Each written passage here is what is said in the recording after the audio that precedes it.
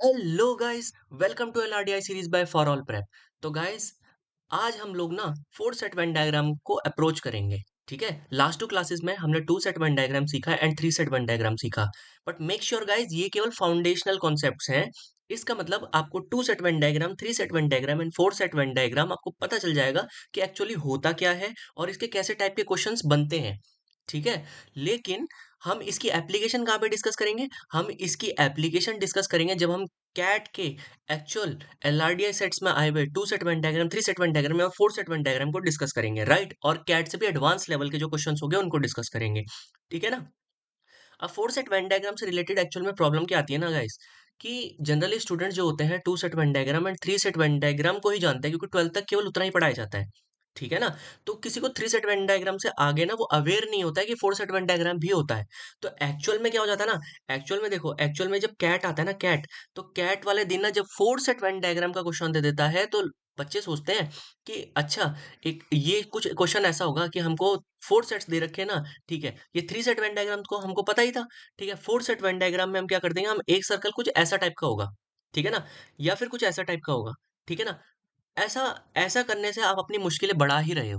ठीक है ना? इतना ज्यादा कॉम्प्लेक्स अगर आप क्वेश्चन को कर दोगे तो आप अपनी मुश्किल बढ़ा ही रहे हो, टाइम कंज्यूमिंग वो क्वेश्चन वैसे ही बन जाएगा। इससे अच्छा है आप लोग फोर सेट वेन डायग्राम को अच्छे से समझ लें कि होता क्या है, और उसके हर एक, जो उसका हर एक ब्लॉक है ना, हर एक क्वाड्रेंट है उसका, उसके बारे में हम जान लें कि ये क्या कहना चाह रहा है। ठीक है ना? हर एक ब्लॉक क्या कहना चाह रहा है फोर सेट वेन डायग्राम का, और उससे रिलेटेड पॉसिबल क्वेश्चंस क्या हो पाते हैं वो हम एक बार देख लें कि कैसे हर एक ब्लॉक क्या कहना चाह रहा है और इससे रिलेटेड कैसा टाइप का क्वेश्चन बन जाता है। तो हमें फोर सेट वन डायग्राम पूरा समझ में आ जाएगा। ठीक है ना? फिर इसको अप्लाई करेंगे अच्छे लेवल के क्वेश्चंस में, राइट? तो चलिए शुरू करते हैं फोर सेट वन डायग्राम को डिस्कस करना। ठीक है, तो गाइस देखो, ये फोर सेट वन डायग्राम बनता कैसा है। देखो, हम ना इसमें एक स्क्वायर बॉक्स बनाते हैं, ऐसा एक स्क्वायर बॉक्स बनता है इसमें, ऐसा। ठीक है ना? और इस स्क्वायर बॉक्स को हम टू वर्टिकल लाइन से, इसको हम थ्री पार्ट्स में डिवाइड करते हैं वर्टिकली, राइट? और टू हॉरिजॉन्टल लाइन से हम इस स्क्वायर बॉक्स को डिवाइड करते हैं थ्री पार्ट्स में हॉरिजॉन्टली, राइट? तो देखो, इतनी जो ये जो आप ये देख रहे हो, ये ग्रिड बन गई ना अंदर, ये थ्री बाय थ्री ग्रिड बन जाती है। ठीक है, थ्री बाय थ्री ग्रिड बन जाती है ये, राइट? उसके बाद हम क्या करते हैं ना, फर्स्ट लाइन को थर्ड लाइन से कनेक्ट करते हैं और एक सेमी सर्कल बनाते हैं, और सेकंड लाइन को फोर्थ लाइन से कनेक्ट करके एक सेमी सर्कल बनाते हैं। Same for horizontal. ठीक है, फर्स्ट लाइन को थर्ड लाइन से, सेकंड लाइन को फोर्थ लाइन से। ठीक है ना? तो ये हमारा फोर सेट वेन डायग्राम तैयार हो जाता है। ठीक है, अब चलिए इसको डिस्कस करना शुरू करते हैं। चलो, मैं मान लेता हूँ एक बार के लिए कि ना मैं फोर चीजें क्या ले रहा हूँ। ठीक है, मैं यहाँ पे लिखता हूँ कि मैं सेट वन ले रहा हूँ। ठीक है, ऑल स्टूडेंट्स, ठीक है, हु लव्स क्वांट्स। ठीक है ना? All students who loves quants. ठीक है ना? इसको मैं कौन सा सेट ले रहा हूँ? देखो, इसको मैं ऐसे ले लेता हूँ, इसको मैं ले रहा हूँ सेट क्यू। ठीक है, सेकंड में लेता हूँ, सेकंड में लेता हूँ सेट एल, सेट एल लेता हूँ। मैं बोल रहा हूँ all students who loves L R D I. ठीक है, सेकंड सेट में ये लेता हूँ। ओके, मैं थर्ड सेट लेता हूँ set V, all students who loves V A R C, right? और मैं फोर्थ सेट लेता हूँ set M, all students who loves mocks. ठीक है ना गाइस? तो देखो, सेट भी ऐसे लेने चाहिए जो आपके कैट से रिलेटेड हो। ठीक है, तब क्या आप रिलेट भी कर पाओ अच्छे से। ठीक है ना? तो चलिए, अच्छा, तो मैं बना देता हूँ। एक सेट होगा हमारा क्यू। देखो, हर एक लूप के ऊपर ना आप वो सेट लिखते हो। देखो, हर एक लूप के ऊपर आप वो सेट लिखते हो, ये होगा सेट क्यू। ठीक है, सेकंड सेट हमारा हो गया एल। ठीक है, थर्ड सेट हो गया हमारा वी ए आर सी, और फोर्थ सेट हो गया हमारा मॉक्स। आपको इतनी सी बात समझ में आ रही होगी। ठीक है, अब मैं क्या करता हूँ ना, अब मैं क्या करता हूँ, अब मुझे एक बात बताना।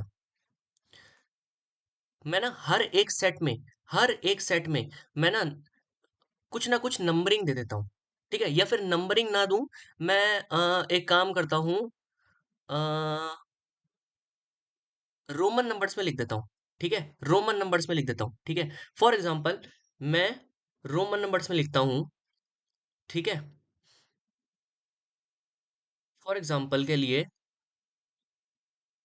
एक डिफरेंट ही कलर ले लेता हूँ ना, एक डिफरेंट ही कलर ले लेता हूँ। डिफरेंट कलर में क्या है ना, कंफ्यूजन नहीं होगी गाइस। ठीक है, एक डिफरेंट कलर लेंगे। मोर कलर्स में जाके एक डिफरेंट कलर ले लेते हैं।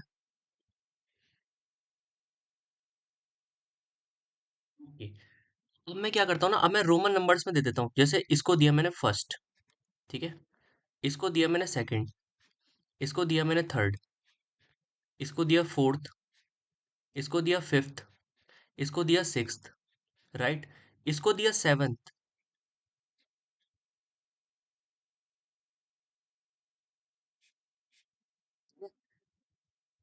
ठीक है ना, इसको दिया एट्थ, राइट, इसको दिया नाइन्थ, ठीक है, इसको दिया टेंथ, ठीक है, इसको दिया इलेवन, ठीक है, इसको दिया ट्वेल्व, ठीक है, इसको दिया थर्टीन, ठीक है, इसको दिया फोर्टीन, ठीक है, और इसको दे दिया फिफ्टीन फाइनली, राइट। अब ना हम डिस्कस कर लेते हैं कि हर एक इस रोमन नंबर का मतलब क्या है, ठीक है ना, तो हमको चीजें समझने में आसानी हो जाएगी। तो ओके, तो अब हम डिस्कस करते हैं हर एक रोमन नंबर का मतलब। तो देखो, फर्स्ट कह रहा है, फर्स्ट कह रहा है हमसे, all students who likes only, only quants, ठीक है, इस ओनली को मैं हाईलाइट कर दूंगा बाद में ना, इस ओनली को हाईलाइट करना बहुत जरूरी है। ये ओनली वर्ड बहुत जरूरी वर्ड है, ठीक है, ओनली क्वांट्स जिसको पसंद था, ठीक है ना, समझ में आ रही है। मैं आपको बाद में भी समझाऊंगा, बट अभी मैं सारे लिखता हूँ पहले, ठीक है, मैं ओनली वाले सारे लिख देता हूँ, ठीक है। थर्ड का मतलब क्या हो गया, ओके, उसके बाद थर्टीन का मतलब क्या हो गया, राइट, और उसके बाद फिफ्टीन का मतलब क्या हो गया, राइट, ठीक है, सब में सेम है, सब में सेम है, ठीक है, सब में सेम है। थर्ड वाले को, जो थर्ड वाला है, उसको एलआरडीआई पसंद है, ठीक है, जो थर्टीन वाला है, उसको वीएआरसी पसंद है, राइट, जो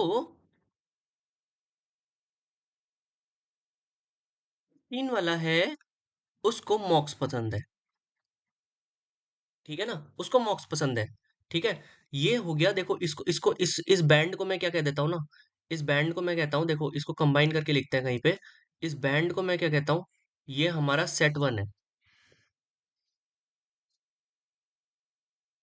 ठीक है, ये हमारा सेट वन है, मतलब सेट नहीं बोलूं, ये हमारा बैंड वन है।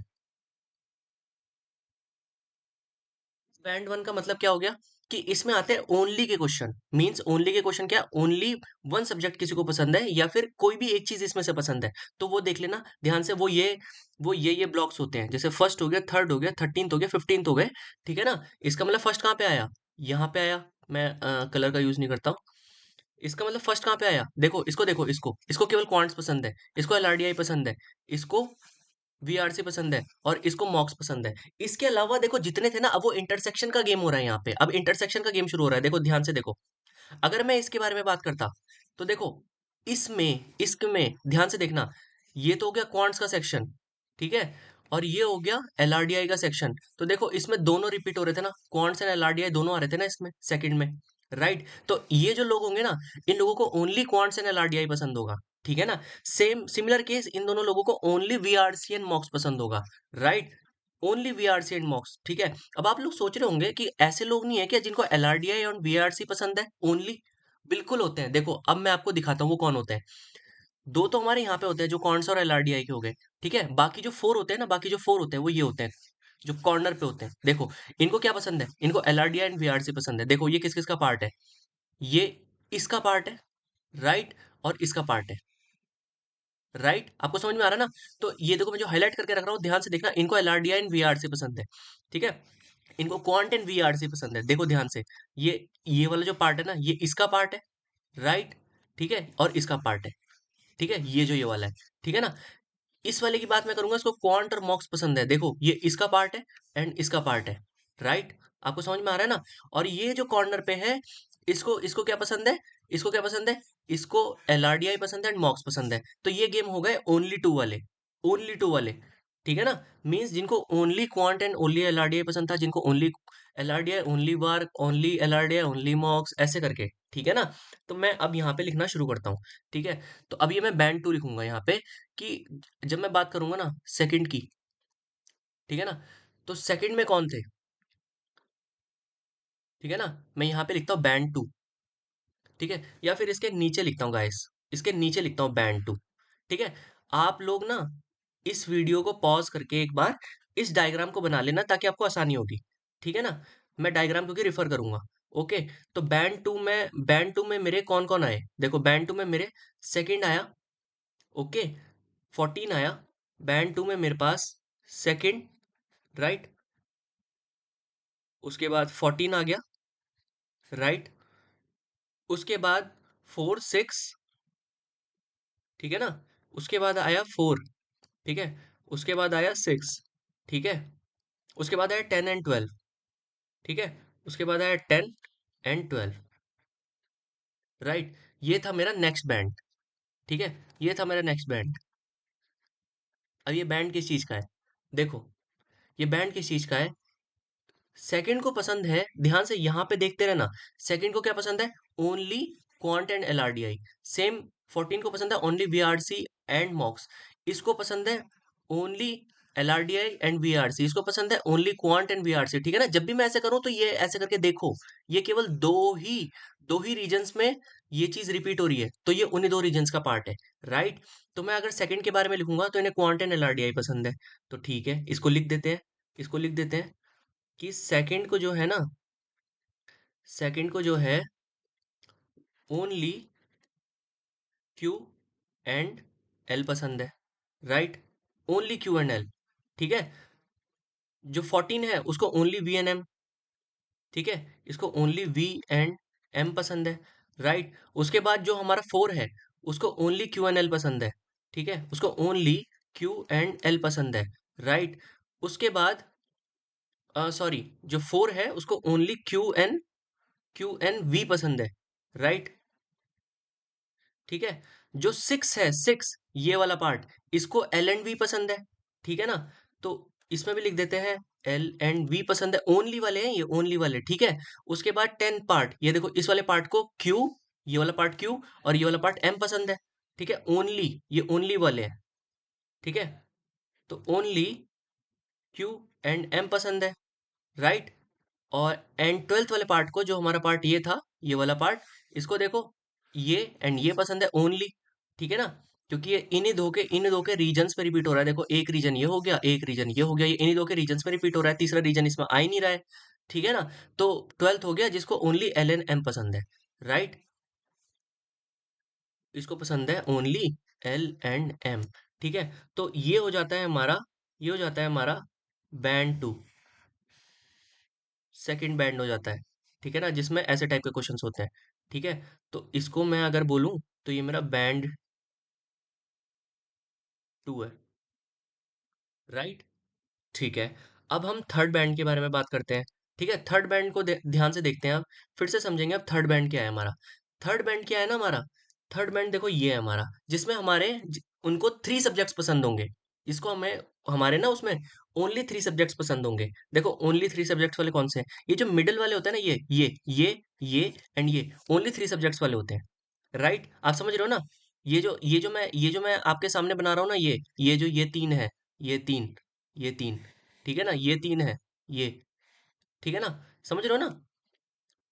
ये ये ये एंड ये, ओनली ये 4 है जिनको 3 सब्जेक्ट्स पसंद है। देखो कैसे पसंद है। अगर मैं इस 5 के बारे में बात करूं तो ये 5 3 उसमें रिपीट हो रहा है। देखो, ये क्वांट में रिपीट हो रहा है, ये एलआरडीआई में रिपीट हो रहा है और ये वीएआरसी में रिपीट हो रहा है। ठीक है? ये वाला, समझ रहे हो ना? देखो ध्यान से देखो, ये वीआरसी जो है, ये वीआरसी जो है, ये फिफ्थ वाला जो है, ये 3 चीजों में रिपीट हो रहा है, एक क्वांट में, एक वीआरसी में और एक एलआरडीआई में। देखो तीनों में बीच में आ गया, राइट? दिख रहा है ना? तीनों में बीच में आ रखा है ये। ठीक है? तो अब इसमें थर्ड बैंड ऐसे करके तैयार करते हैं हम। तो थर्ड बैंड में यहाँ पे लिख देता हूँ कि इसमें आएगा, एक तो आएगा इसमें 5, ठीक है? एक तो आएगा इसमें 5, सेकंड क्या आएगा इसमें? 9, राइट। थर्ड आएगा इसमें 11, राइट। और फोर्थ आएगा इसमें 7। ठीक है ना? अब वहां पे देखते रहना। ठीक है, इनको क्या पसंद है? इनको ओनली, ओनली फिफ्थ को क्या पसंद है? Only Q L and V, right. अभी मैंने आपको दिखा दिया। नाइन्थ को क्या पसंद है? नाइन्थ को क्या पसंद है? देखो नाइन्थ, नाइन्थ के बारे में अगर मैं बात करूं, इसको क्या पसंद है? तो ये किन थ्री में रिपीट हो रहा है? एक तो इसमें, एक इसमें और एक इसमें। तो इसको एलआरडीआई, वीआरसी एंड मॉक्स पसंद थे, राइट। देख पा रहे हो ना? तो इसको एलआरडीआई, वीआरसी एंड मॉक्स पसंद है, राइट। उसके बाद मैं नेक्स्ट वाले के बारे में बात करूं, तो नेक्स्ट वाला है हमारा 11, ये। ठीक है ना? तो ये किन किन थ्री में आ रहा है? देखो, एक इसमें, एक इसमें और एक इसमें। इसका मतलब उसे ये और ये पसंद थे, राइट। तो क्वांट, एलआरडीआई एंड मॉक्स पसंद थे। तो चलिए क्वांट, एलआरडीआई एंड मॉक्स लिख देते हैं इसमें, कि इसको ओनली क्वांट, एलआरडीआई एंड मॉक्स पसंद थे, राइट। एंड लास्ट वन जो हमारा है वो है 7। तो 7 हमारा आता है यहाँ पे। देखो एक किन थ्री में रिपीट हो रहा है? एक इसमें रिपीट हो रहा है, एक इसमें रिपीट हो रहा है और एक इसमें रिपीट हो रहा है, राइट। तो इसको कौन से पसंद थे? देखो इसको कौन से पसंद थे? एक तो इसको इसकी वजह से क्वांट पसंद था, देखो ध्यान से। ठीक है। एक इसको इसकी वजह से मॉक्स पसंद था, देखो ध्यान से। और एक वीआरसी पसंद था। तो क्वांट, मॉक्स एंड वीआरसी इसको पसंद थे। ठीक है ना? तो ओनली क्वांट, मॉक्स एंड वीआरसी। ठीक है, ये हो गया हमारा बैंड नंबर 4, बैंड नंबर 3। ठीक है, ये हो गया हमारा बैंड 3। अब मैं एक लास्ट बैंड बनाता हूँ, जो कि बैंड 4 में आता है। और वो लास्ट बैंड है। और वो बैंड 4 क्या है हमारा?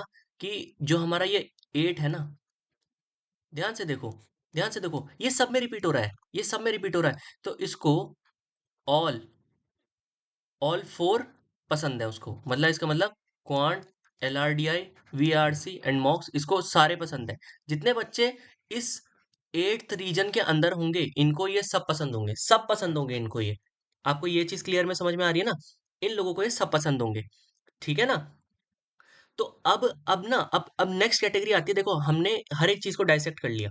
हमने ये एक बैंड वन बनाया, जिसमें हमने डिस्कस किया ये 4 जो हमारे रीजन्स थे ना। देखो अब ये रीजन्स बन गए हैं, ठीक है। फर्स्ट, थर्ड और 8 और 15। देखो भाई गाइस, नंबरों की आप चिंता मत करना कि ऐसे नंबर रट रहे हो बैठ के। वो तो आप कुछ भी इसमें कुछ भी आएगा तो वो वैल्यू उनकी होगी।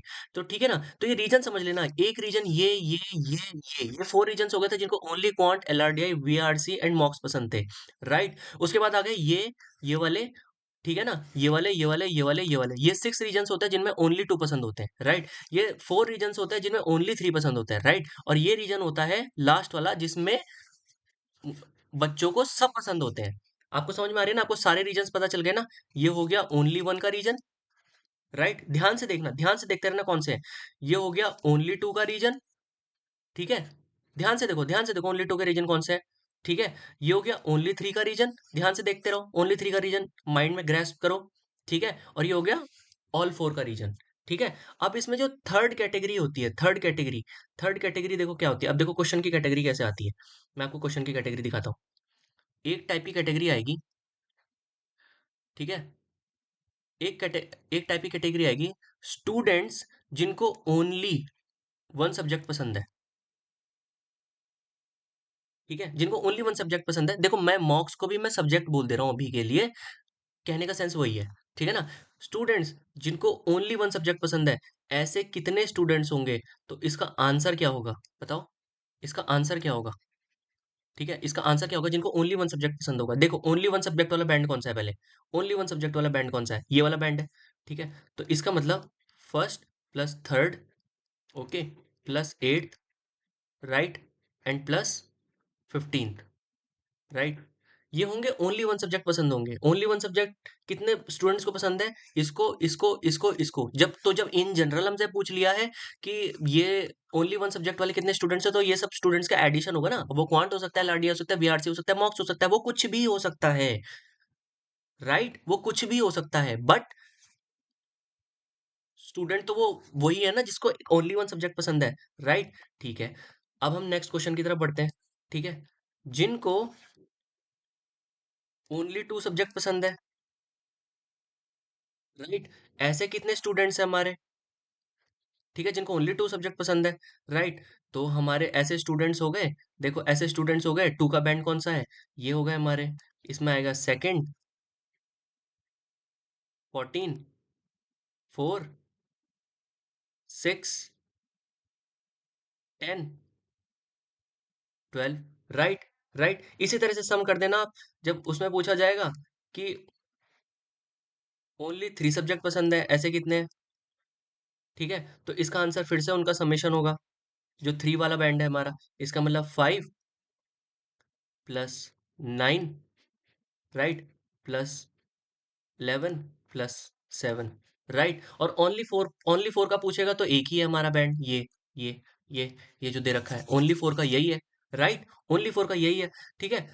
एक क्वेश्चन होता है ये ओनली वाले, ठीक है। एक क्वेश्चन आता है देखो ऐसे टाइप से, आप ना अपना ब्रेन खोलना, भी ब्रेन खोलना शुरू करो। ऐसे कितने स्टूडेंट्स हैं जिनको एटलीस्ट टू सब्जेक्ट्स पसंद है, ठीक है, तो इसका आंसर क्या होगा, इसका आंसर पता है क्या होगा, इसका आंसर क्या होगा, जिन लोगों को टू सब्जेक्ट्स पसंद है, ठीक है, प्लस जिन लोगों को थ्री सब्जेक्ट्स पसंद है,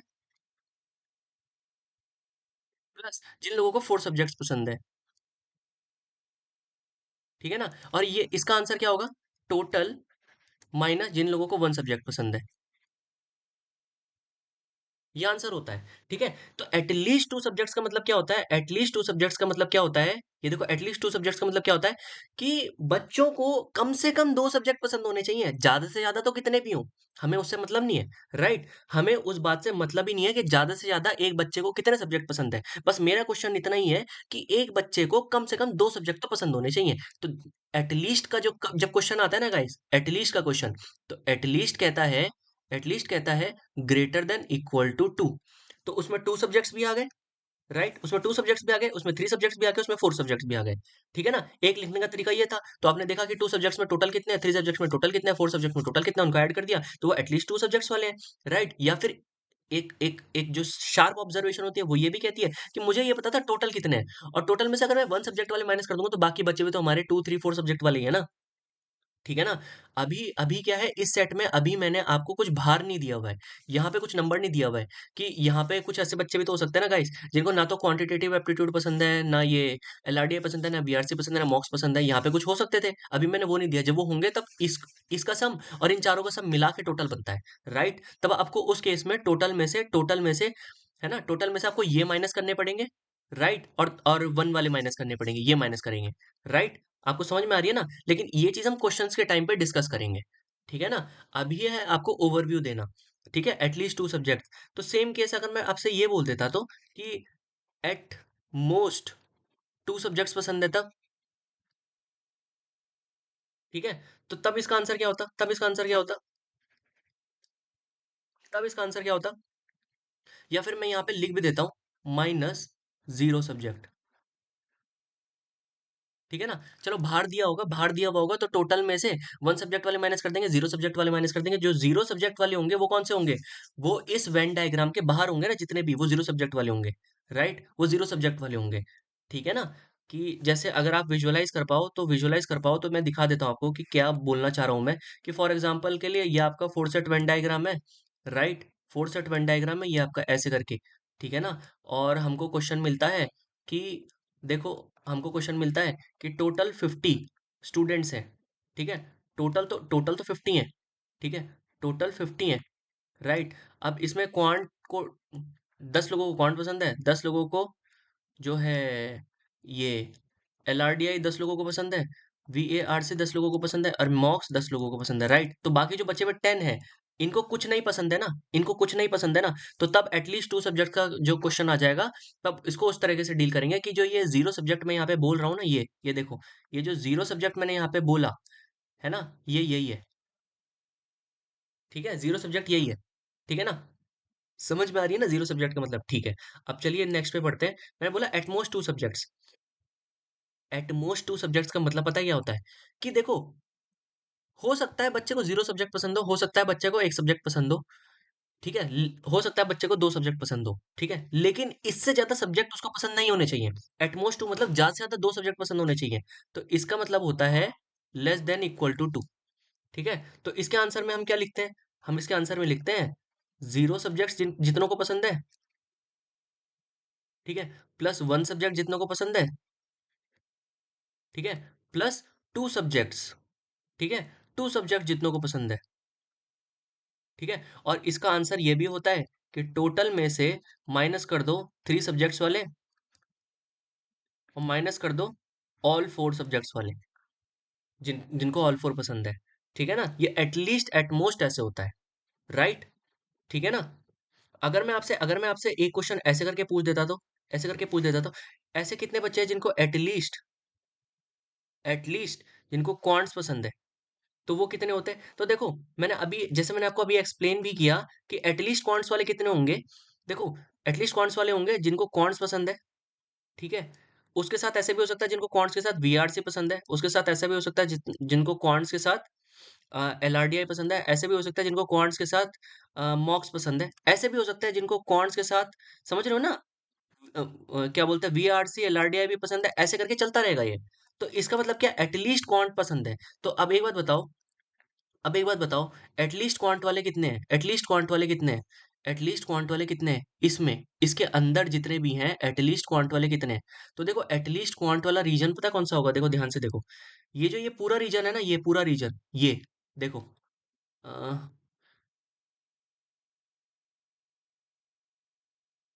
ठीक है।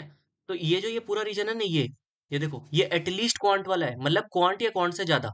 ये जो पूरा रीजन है ना, ये क्वांट या क्वांट से ज्यादा है, ठीक है ना, ये पूरा रीजन है, क्वांट क्वांट से ज्यादा है, ठीक है। तो यहाँ पे जो क्वांट की वैल्यू दे रखी होगी ना, वो एटलीस्ट क्वांट की है, कि इन लोगों को एटलीस्ट क्वांट पसंद है, एटलीस्ट क्वांट पसंद है, राइट।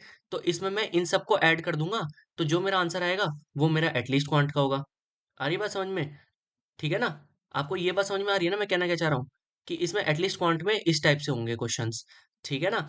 अच्छा, अगर मैं आप लोगों से ये बोल देता कि सेवन्थ क्वेश्चन में मैं आप लोगों से ये बोल देता कि ऐसे कितने लोग हैं जिनको एटमोस्ट क्वांट पसंद है, एटमोस्ट क्वांट पसंद है, ठीक है, ज्यादा से ज्यादा क्वांट पसंद है उनको, तो इसके आंसर में क्या हो जाएंगे? इसके आंसर में क्या हो जाएंगे? ठीक है, इसके आंसर में क्या हो जाएंगे मुझे बताओ, इसके आंसर में, यहाँ पे देख के मुझे बताओ कि इसके आंसर में क्या हो जाएगा। इसके आंसर में हो जाएगा कि एक तो हमारे बच्चे थे जो यहाँ पे थे जिनको कुछ नहीं पसंद था, एक तो हमारे बच्चे थे जिनको यहाँ पे थे कुछ नहीं पसंद था, एक बच्चे थे जिनको ओनली क्वांट पसंद था, ठीक है ना, मैंने बोला ज्यादा से ज्यादा क्वांट पसंद होना चाहिए। तो एक बच्चे थे जिनको यहाँ पे कुछ नहीं पसंद था, एक बच्चे थे जिनको यहाँ पे ओनली क्वांट पसंद था, फिर बाकी सारे बच्चे थे जो आप बोलोगे एलआरडीआई, ओनली एलआरडीआई वाला क्यों, क्यों नहीं? ठीक है ना। तो देखो गाइस, इसमें इसमें बस इतना जाना है कि मैक्सिमम लेवल क्वांट तक जाना है, बाकी और कहीं नहीं जाना है। तो एक तो बच्चे थे जिनको कुछ नहीं पसंद था, एक बच्चे थे जिनको क्वांट पसंद थी, राइट। ठीक है ना। तो ये कैटेगरी उसकी है कि जिसमें मैक्सिमम, मैक्सिमम अगर मैं बोलूँ एटमोस्ट, एटमोस्ट क्वांट पसंद थी, तो जो जीरो सब्जेक्ट वाले थे, ठीक है ना, और जो ओनली क्वांट वाले थे, राइट, ये इसका आंसर होगा।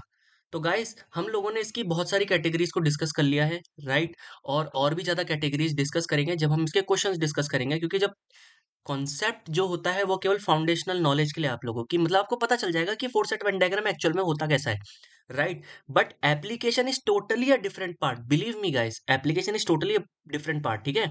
ये चीज बहुत लोगों को पता है, बट इसको अप्लाई करने में भी बहुत ज्यादा दिक्कत आ जाएगी, ठीक है ना।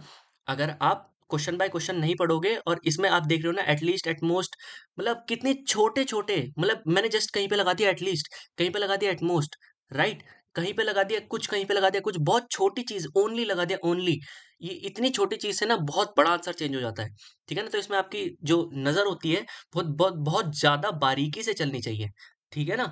आपको बात समझ में आ रही है ना। तो हमने इसमें बहुत सारी चीजें डिस्कस कर ली हैं, और हम इसमें बहुत सारी चीजें डिस्कस करेंगे जब हम इसमें एक्चुअल क्वेश्चन प्रैक्टिस करेंगे, बहुत अच्छे लेवल के क्वेश्चन प्रैक्टिस करेंगे, ताकि आप इस इन चीज़ों में बहुत ज़्यादा वर्स हो जाओ, ठीक है ना? आप इन चीज़ों में बहुत कॉन्फिडेंट फ़ील करने लगो, राइट? तो यहाँ हमने डिस्कस कर लिया है 4 सेट वेन डायग्राम। अब नेक्स्ट क्लास जो होगी, ये क्योंकि स्टार्टर सीरीज़ चल रही थी, स्टार्टर सीरीज़ में मैंने आपसे ऑलरेडी बोला है कि इसमें मैं बस फाउंडेशनल कॉन्सेप्ट्स को आपके क्लियर करूँगा। तो जो नेक्स्ट हम वीडियो लेक्चर आएगा, वो वीडियो लेक्चर आएगा कैट 2017 में आए हुए जो सेट थ्योरी पे जो क्वेश्चन था, वो बहुत अच्छे लेवल का क्वेश्चन था, उसको डिस्कस करेंगे। I hope you have enjoyed this video. Thank you for watching it.